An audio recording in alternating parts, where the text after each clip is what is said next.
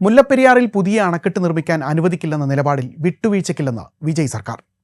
പുതിയ അണക്കെട്ട് നിർമ്മിക്കാനുള്ള കേരള സർക്കാരിൻ്റെ ശ്രമങ്ങൾ തടയുമെന്നും നയപ്രഖ്യാപന പ്രസംഗത്തിൽ സർക്കാർ വ്യക്തമാക്കി.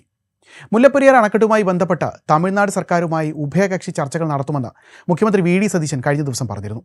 പുതിയ അണക്കെട്ട് നിർമ്മാണം ശ്രമവുമായി മുന്നോട്ടു പോകുമെന്ന് ജലവിഭവ വകുപ്പ് മന്ത്രി മോൻസ് ജോസഫും പ്രതികരിച്ചിരുന്നു. ഇതിനു പിന്നാലെയാണ് നയപ്രഖ്യാപന പ്രസംഗത്തിൽ തന്നെ ഇക്കാര്യത്തിൽ വിട്ടുവീഴ്ചയില്ലെന്ന് തമിഴ്നാട് വ്യക്തമാക്കുന്നത്. ഇതോടെ മുല്ലപ്പെരിയാർ ഡാം വീണ്ടും തമിഴ്നാടും കേരളവുമായുള്ള തർക്ക വിഷയമായി മാറുകയാണ്. മുല്ലപ്പെരിയാർ അണക്കെട്ടിലെ മുഴുവൻ വെള്ളവും തമിഴ്നാട്ടിന് നൽകണമെന്നാണ് തങ്ങളുടെ നിലപാടെന്ന് TVK MLA-മാർ ആവർത്തിക്കുന്നുണ്ട്. കഴിഞ്ഞ ദിവസം കമ്പം MLA PLA ജഗന്നാഥ മിശ്ര അടക്കമുള്ളവർ ഇത്തരത്തിൽ അഭിപ്രായ പ്രകടനങ്ങളുമായി രംഗത്തെത്തിയിരുന്നു. ഇതിനിടെ സുപ്രീം കോടതി നിയോഗിച്ച ഉന്നതാധികാര മേൽനോട്ട സമിതി വ്യാഴാഴ്ച മുല്ലപ്പെരിയാർ അണക്കെട്ടിൽ സന്ദർശനം നടത്തും. അണക്കെട്ടിൽ തുടർ പരിശോധന നടത്തണമെന്ന സുപ്രീം കോടതി നിർദ്ദേശപ്രകാരമാണ് നടപടി. 2023 മാർച്ചിലാണ് സമിതി അവസാനമായി അണക്കെട്ടിൽ പരിശോധന നടത്തിയത്. അതിനുശേഷം അണക്കെട്ടിൽ നടത്തിയ അറ്റകുറ്റപ്പണികൾ സംഘം പരിശോധിക്കും. വള്ളക്കടവിൽ നിന്ന് മുല്ലപ്പെരിയാർ അണക്കെട്ടിലേക്കുള്ള റോഡിൻ്റെ അവസ്ഥയും പരിശോധനയ്ക്ക് വിധേയമാക്കുന്നുണ്ട്. കേന്ദ്ര ജല commission chief engineer Rakesh Kashyap അധ്യക്ഷനായ സമിതിയിൽ കേരളത്തിൽ നിന്നും ജലസേചന വകുപ്പ് secretary Ashok Kumar Singh, chief engineer R. Priyesh എന്നിവരും തമിഴ്നാട് പൊതുമരാമത്ത് വകുപ്പ് secretary Sandeep Saxena, Kaveri cell chairman R. Subramanian എന്നിവരും അംഗങ്ങളാണ്.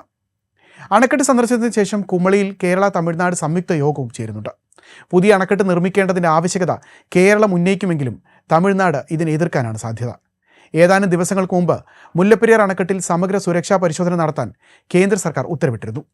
2021 ഡാം സുരക്ഷാ നിയമപ്രകാരമുള്ള പരിശോധനകൾക്കായി സ്വതന്ത്ര വിദഗ്ധ സമിതിയെയും കേന്ദ്രം രൂപീകരിച്ചിട്ടുണ്ട്. അണക്കെട്ടിൻ്റെ സുരക്ഷ ഉറപ്പാക്കാൻ സമഗ്ര പരിശോധന വേണമെന്ന കേരളത്തിൻ്റെ ദീർഘകാല ആവശ്യമാണ് ഇതോടെ അംഗീകരിക്കപ്പെട്ടത്. മുൻ ചീഫ് എഞ്ചിനീയറും കേന്ദ്ര ജല കമ്മീഷൻ അംഗവുമായ TK ശിവരാജനാണ് സമിതിയിലെ കേരളത്തിൻ്റെ പ്രതിനിധി. വിദഗ്ധ സമിതി അടുത്ത ഒരു മാസത്തിനുള്ളിൽ മുല്ലപ്പെരിയാർ അണക്കെട്ട്, അനുബന്ധ ഘടനകൾ, ജലസംഭരണി എന്നിവ നേരിട്ട് സന്ദർശിച്ച് പരിശോധന നടത്തും. ഒരു മാസത്തിനകം അന്തിമ റിപ്പോർട്ട് സമർപ്പിക്കാനാണ് നിർദ്ദേശം. വിദഗ്ധ സമിതി അടുത്ത ഒരു മാസത്തിനുള്ളിൽ മുല്ലപ്പെരിയാർ അണക്കെട്ടും അനുബന്ധ നിർമ്മാണങ്ങളും ജലസംഭരണിയും നേരിട്ട് സന്ദർശിച്ച് പരിശോധന നടത്തും.